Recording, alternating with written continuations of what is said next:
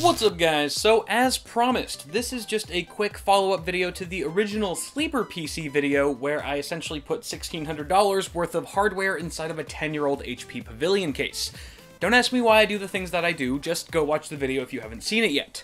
Now, putting DIY components in a chassis that's specifically designed for pre-built systems presents a lot of challenges, like limited hardware support, acoustics, and airflow. And while I've already found ways to cram the case with more PC parts than it's really built for, it's time to fire up some games to see if our noise levels and temperatures are workable enough to call this a practical and sustainable system. And just to make things more interesting, I've gone ahead and overclocked our 6700K to 4400 MHz, and our GTX 980 Ti to 1460 MHz. We'll also be running our benchmarks at Quad HD and 4K for good measure. So with that in mind, folks, let's kick things off with our acoustics test before rounding things out with a look at performance and thermals. Enjoy.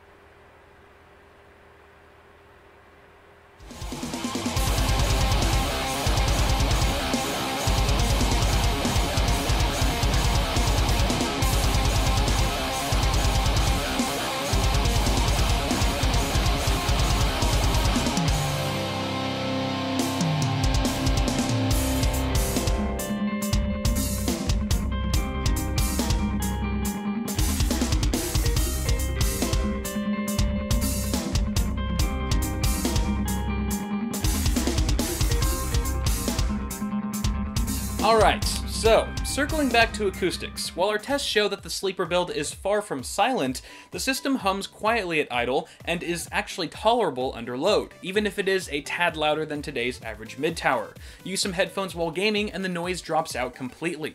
Performance-wise, it's pretty clear that this system can handle Quad HD gaming in its sleep, as we saw the minimum FPS often soar above 60. Heck, it can probably even scrape by at 4K if you bump some of the settings down, though I'd personally side with the smoother gameplay at 1440. This kind of performance doesn't just bode well for gaming, but could benefit an HD editing workflow as well. Perhaps where this system takes the biggest hit is in regards to thermals. Not for the CPU, as we saw decent temps in the low 60s, but our GTX 980 Ti was topping 80 degrees Celsius in some games, putting it closer to reference temps than the aftermarket Zotac cooler, which by the way capped at a mild 68 degrees Celsius on my open air testbed. Since this case isn't designed to accommodate a $700 high-end GPU, the lack of chassis support for intake fans near the graphics card comes as no surprise, and is ultimately the biggest shortcoming of this system.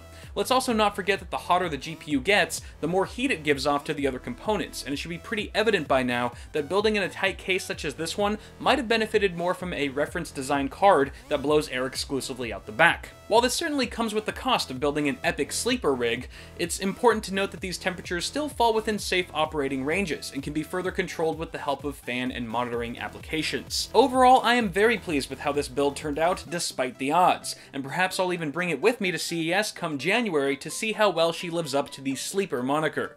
But that's gonna do it for now, guys. Drop me some love in the comments before you go, and don't forget to toss me a like on this video if you enjoyed it. Also be sure to check the description below for Awesome Sauce shirts, or bookmark my Amazon affiliate link and use them when you buy stuff. As always, I'm Kyle with Awesome Sauce Network. Thank you guys for watching, subscribe to the channel if you haven't already, and I'll see y'all in the next video.